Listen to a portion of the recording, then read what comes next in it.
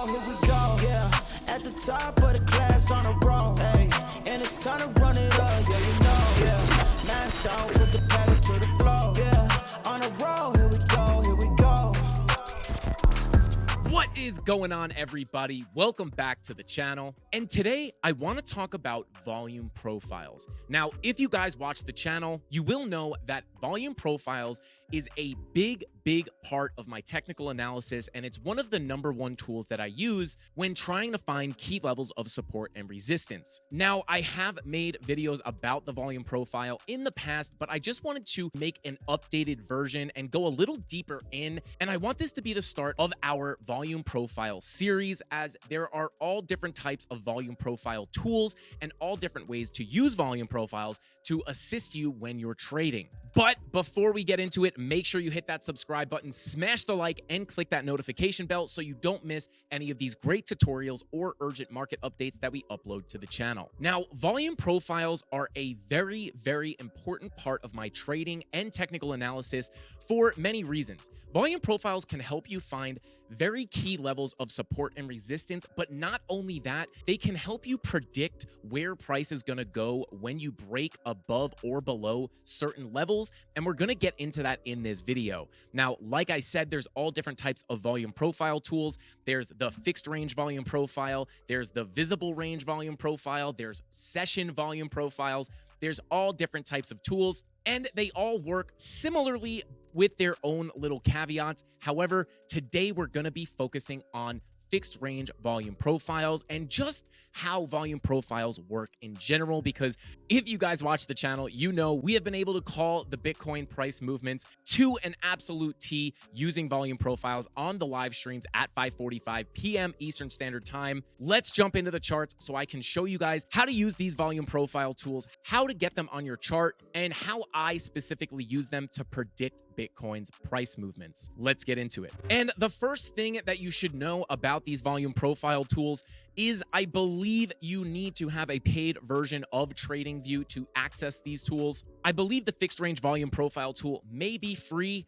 However, I always recommend at least getting the cheapest version of TradingView, just so you can unlock unlimited time frames, as well as extra volume profile tools, along with a plethora of other benefits. It is definitely worth the money, in my opinion. And if you use the link in the description down below, we've worked out a deal with TradingView to help you guys, the Candle Mafia, save a little bit of money when signing up. So when in TradingView, you're going to want to come over to your left-hand side where your toolbar is. You're going to want to start at the top and come down 1, 2, 3, 4, 5, 6 tools down. Open up that drop-down menu and come all the way down to fixed range volume profile.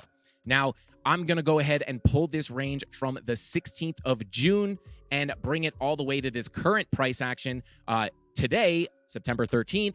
And as you can see, we are having a red day, and I'm going to show you how you could have predicted this move by using volume profiles. But first, let's change the settings. Now, by default, you will get these blue and yellow candles. Now, the color difference in these candles does represent buy and sell volume. However, that I do not really pay much attention to this with the way that I use this tool. I could change these candles to the same color and it wouldn't make a difference in my analysis, but it is good to know it does represent buy and sell volume. However, we're going to go ahead and double click on the volume profile, and I want to change some settings in here if you guys want to use the same settings I do. First thing you're going to want to do is go ahead and change your row size to 100.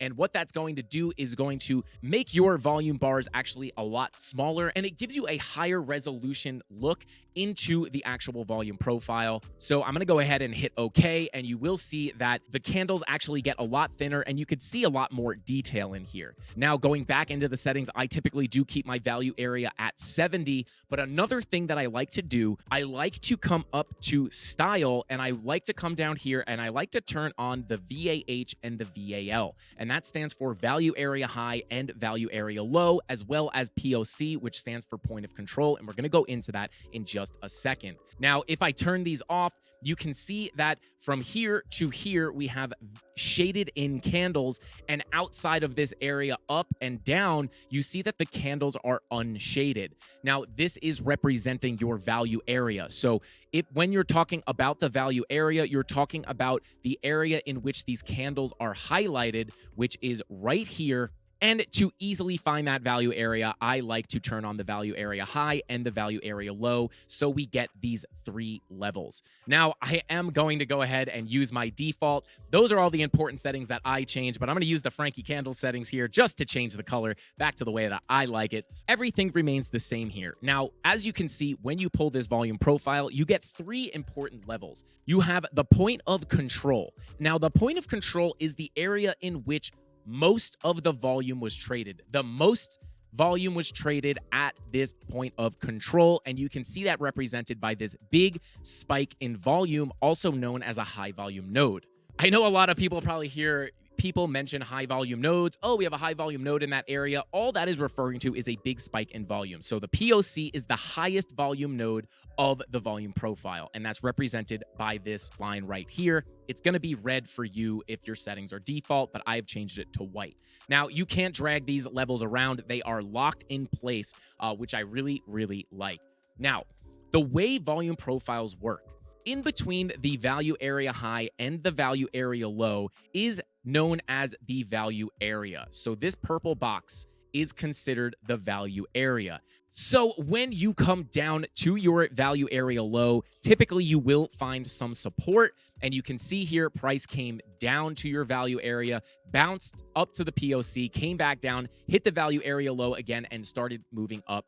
And now we have gotten past your point of control, and you are moving up towards that value area high, which, you guessed it, is where you would expect some resistance to come in before coming back down. And as you can see, you start to move back down, and you come all the way back down to the value area low, and you find support before coming up to the value area high.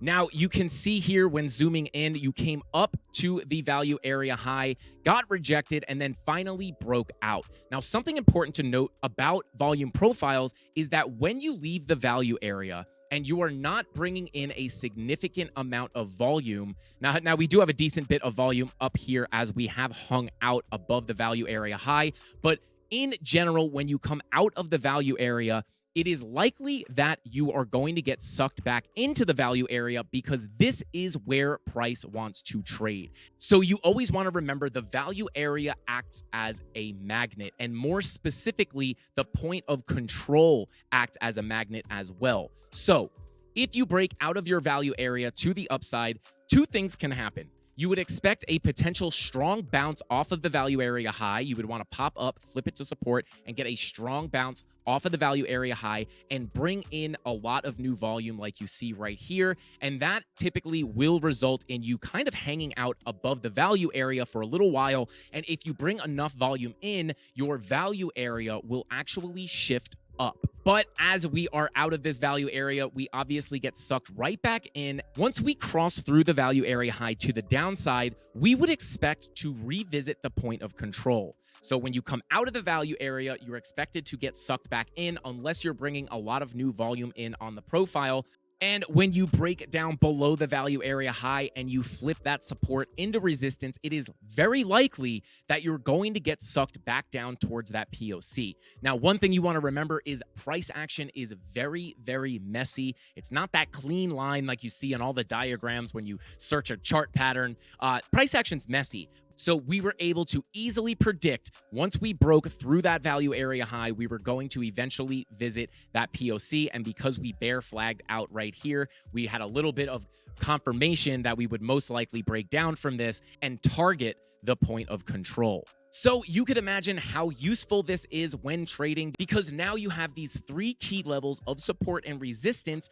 And not only that, but you know what to expect when you come up to these levels. So similar to when you break that value area high and get sucked towards that point of control, when you get down to that point of control, you would expect some support on this level. And if you break down and bearishly retest like we kind of did right here, you can expect to get sucked right down towards that value area low, which is where you would expect to find some serious support to potentially move your way back up to the POC. And then once you flip that POC, you can start to target the value area high, which leads me to how you could have predicted this move to the downside by using volume profiles. If you watch the channel, you will know we were looking at this value area low level to get a strong bounce to the upside, which is exactly what we got.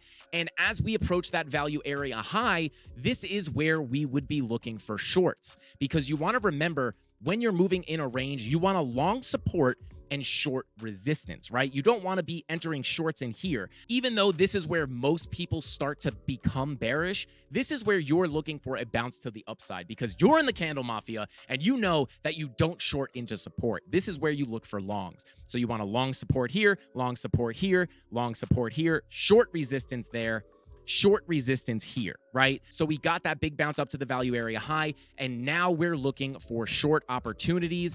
And obviously, you don't just want to trade based off the volume profile. You want to use other methods of TA to add confirmation to your moves.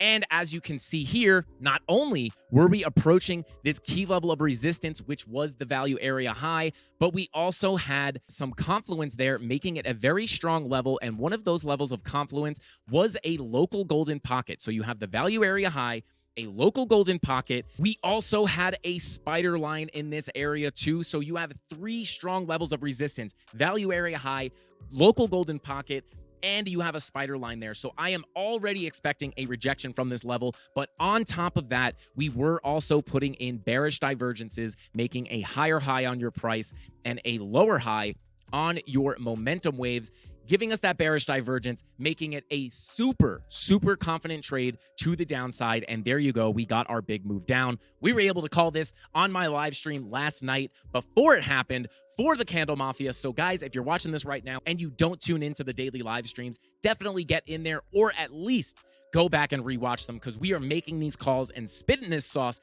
every single weekday at 5:45 p.m. So these are just some of the reasons I absolutely love volume profiles. And I always explain it as it gives you X-ray vision into the market. So when you're able to pull some volume like this, you get this respected range, right? And obviously, you know, price isn't always going to stay in that range. And when you do come out of that range, you know what to expect, right? You know, if you come out of that value area and you start bringing a lot of volume in on the volume profile, you would expect to hang out there for a while.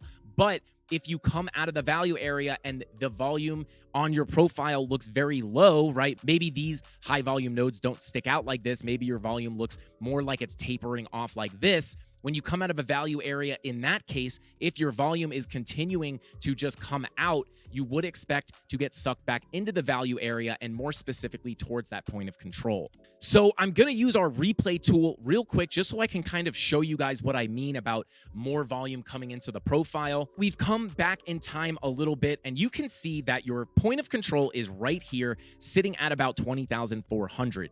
And we are starting to leave the value area. So I'm going to go ahead and move time forward here. And you can see we're coming out of the value area, but I want you to take a look at the left-hand side right here. You can see that volume is still generally moving out, right? There's no new big high volume nodes being developed here. So in that case, until a lot of volume comes in on this volume profile, I am expecting to get sucked back into that value area. So let's continue to move along with price here. And you can see we pulled a little bit of volume here, but nothing significant. And we are starting to get sucked back towards that value area, right? And as expected, you get a little support off that value area, but eventually you get sucked back into the value area, which is obviously expected. And what happens? You come down, bearishly retest, and come right down towards your point of control. It's also important to note that as price develops, these levels will move, right? As you can see, your point of control is right here. And if you go ahead and hit play on the price action, you can see the value area moves, right? So as you develop new price action, the value area can move as you get more volume coming into the profile. I personally love to use the fixed range volume profile when price is trading in sideways in a range and I want to analyze the volume and figure out where the most important levels are. And again, those levels are the value area high, the point of control, and the value area low. And just to recap, the value area low will generally act as support. The value area high will generally act as resistance when you're below it. And the point of control, that area where the most volume was traded, is really the specific level that acts as a magnet. And when you're above the POC, this is showing that the bulls are in control. And when you are below the POC, this is showing that the bears are in control. And again, this is very important because if we break below the POC, you know that the bears are in control, and it's likely that you will come down and revisit the value area low. And if you hop above the POC and you get a bounce off of it, it is likely that you can come up and test that value area high.